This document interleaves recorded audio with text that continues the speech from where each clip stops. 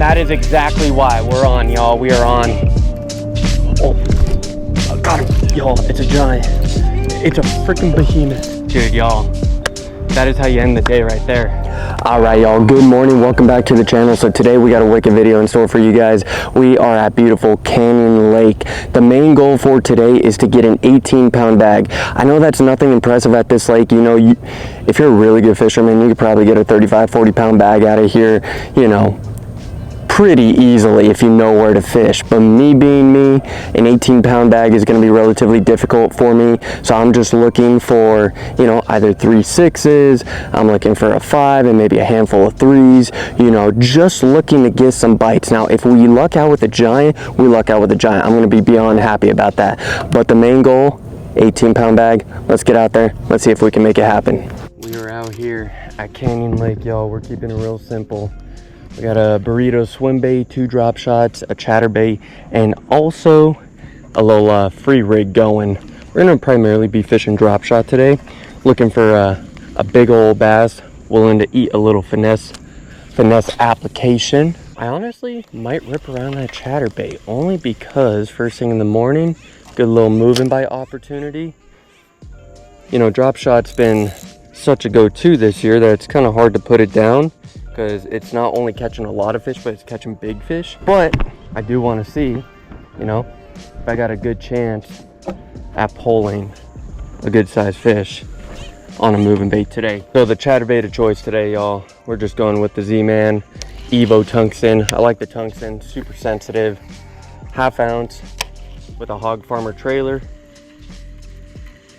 Now, I don't even really care if I get like a smaller fish just to break the ice, something to break the ice, and then, you know, maybe we might be able to luck out, find a few bigger fish. Another good thing about these Evos, I mean, they get started right away, just like the jackhammers, but, you know, for the price point, literally half the price of a jackhammer, I think there's no comparison. I think the Evos are way, way better than the jackhammer. All right, y'all, so we've run down the bank actually a pretty good ways, and I've only gotten 1 bite. That bite was on that wacky rig plumper nickel, but I do think that it was a bluegill just because of how the worm was wrapped up. I think we're gonna shoot across, fish around the marina area a little bit, like right on the front face of it with the swim bait. I know there's a high spot over there, so maybe there's a few big fish hanging off of that high spot. And you know what? We can never complain if you get a bite on a swim bait, because typically if you get a bite on a swim bait, it's gonna be a pretty good freaking eat. So yeah, nothing too spectacular as of yet. Of course, fish are jumping right behind me, but without further ado, let's run over to the next spot. Let's see what we can make happen. We're gonna sneak up on these fish. I got 2 nets in here too. I got 1 bigger net just in case we hook up with behemoth, and I got another net for just like bigs.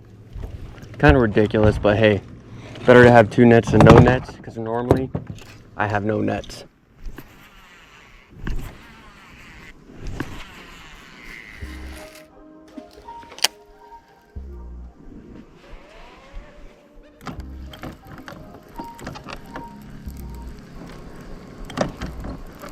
All right, y'all, so we just ran up lake. I haven't been up here in quite a while, so I was like, you know what, let's run up a little ways, let's see what we can do, let's rip around the drop shot, free rig, swim bait, etc. There's a bunch of areas up here where I'm like, swim bait time, and I do think that we'll have a good opportunity at picking something off. It's just, you know, a matter of getting that fish in front of our bait and getting that fish to hit our bait, but I think we'll be able to make it happen.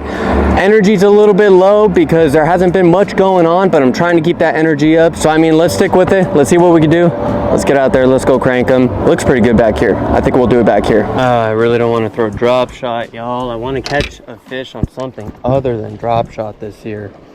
It's like all these fish are eating at every freaking lake. One thing I will say though about the wakeboard boats, even though sometimes they can get a little out of hand, one thing I do like is that when they create those wakes, you can see obviously how they're pushing up onto the bank. I love making casts the second those waves are hitting the bank, because it's churning up the bait fish. And that is exactly why we're on, y'all. We are on. When those waves hit the bank, it kicks out all the crawfish, it kicks out all of the bait fish, gills, etc. And those bass will come out real quick and play with you a little bit. It's not a big fish by any means, but it's a fish to break the ice. Because my goodness, we have to break the ice. Tell you what, these fish are just little barn burners. They got so much energy. They're so freaking aggressive. On that PhatPak plumper nickel. Man, that is woo! Dude trying to bite me right there. Check that out. Freaking sturdy little fish right there. We gotta love it. Nothing big. But first canyon bass of the day. Get in there. Get freaking giant, dude. Those are some stout fish. They're all sturdy. They're all just beefy little fish. But that's why sometimes, you know, the wakeboard boats, they're actually kind of crucial to sometimes getting bites.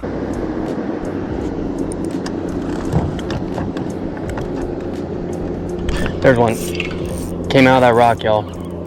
Came out of that rock. Just a little guy. Oh my goodness. I thought I got bit at first, but it felt so weird. Popped it out of the rock and this dude came out and chowed down.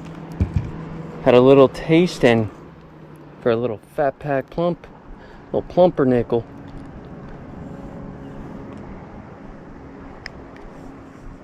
All right, another sick little bass right there, y'all. Can't complain. Again, not gonna weigh that one.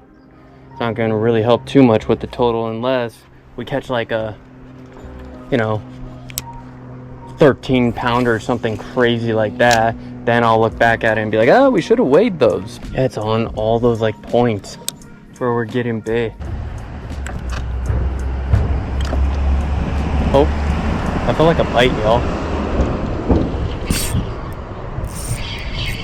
It was a bite. It was a bite. Finally. Man, that fish looks so much bigger on the graph. Because I got that fray in the line, I gotta keep that drag a little bit loose, so y'all might talk some trash if he makes another dive, because he is not. Oh no, he's not. We're good. Look at this little pipsqueak. It's 3 fish down. Definitely no 18 pounds today, I'll tell you what. But 3 fish down nonetheless. Cannot complain about that. We freaking worked for this guy. And to be honest, guys, the fishing's not bad whatsoever. It's actually pretty good. It's just, you know, I missed like 4 fish today. I hooked up with 4 fish and they popped off. So it's kind of my fault right there.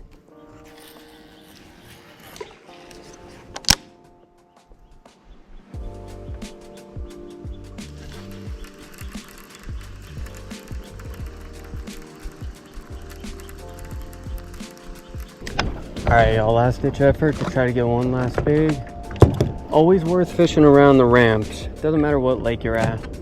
The ramps always hold fish. Number one, if there's ever a tournament held and those fish are released, they're typically hanging around that area that they were released for about a week. And that dude's going wakeboarding on his little Tracker Classic XL. Come on. One last fish, y'all. One last fish. I don't think I'm asking for much. Oh, I got him. Oh, it's a pig. It's a pig. Guys, oh my gosh, that's my PB. All right, sorry, law enforcement. Y'all, it's a giant. It's a freaking behemoth. It's a freaking behemoth.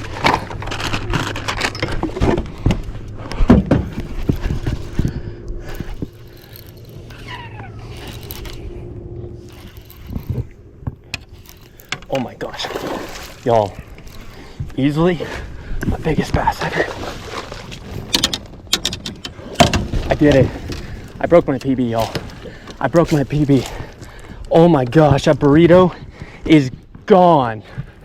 Oh my gosh. Yes! Y'all, look at that burrito. Just gone. Absolutely gone. Oh my gosh. I felt that bite and I had to give it a second. Y'all, I'm shaking. Y'all, I'm freaking shaking. This is why you fish until the very end. Oh my gosh. Bro, this is insane. This is why you throw Swimbaits too. This guy wasn't coming off. Oh my gosh, y'all. Absolutely freaking giant. I gotta give her a drink. Okay. Oh, dude, y'all, I'm shaking. Literally, I'm shaking. Oh my gosh, Oliver, this could have been your PB. That was the original goal today, y'all. Bring Oliver from Copperstate Tackle out to get him on his PB, and dude slept in. I called him multiple times, he slept in. 712, y'all. 7 pound freaking bass. That is insane. I mean,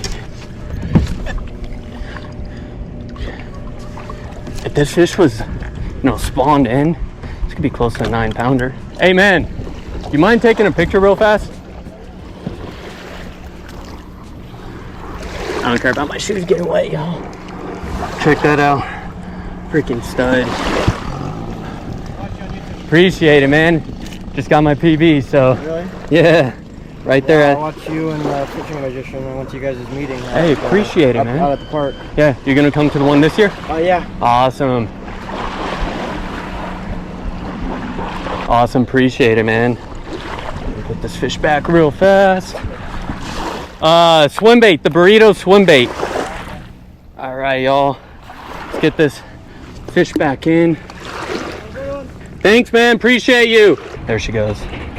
Just want to make sure I'm gonna watch, make sure that fish goes off.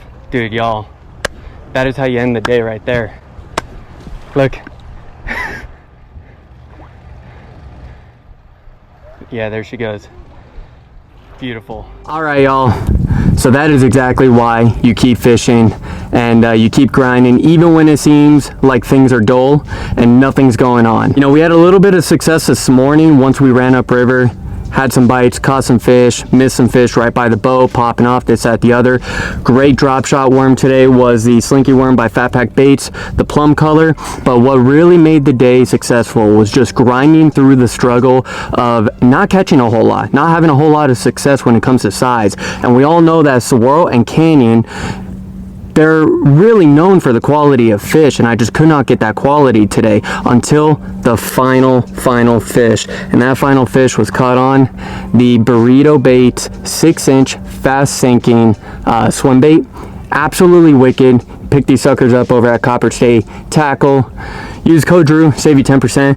But I didn't know how I was gonna have to fish this thing to, get a bite on it. I didn't know if I was gonna have to let it sink all the way to the bottom, slow roll it on the bottom, kind of burn it up top a little bit, mid water column. So I was trying everything, every aspect of it. And then that one right there, right by the ramp, I was just like, all right, I'm gonna just roll this mid water column and we'll just see where it goes from there. And when I felt that bite, I was like, no freaking way. Other words went through my head, not freaking. And man, it was just so exciting, so ultra exciting. I really wish I could have shown the bass on the big camera, but a big bass like that, I don't like to keep them out of the water when I catch bigger fish. I know a lot of people throw them in the live well, this, that, the other. When you put big bass in a live well, it tends to stress them out a lot, and takes away their chances at survival. Odds are it would still survive, let's be real. They're pretty durable and hardy fish, but I want to have the best opportunity for that fish to become a 9 pounder this spring, full of eggs, and somebody else catches that fish at like 9 pounds this spring.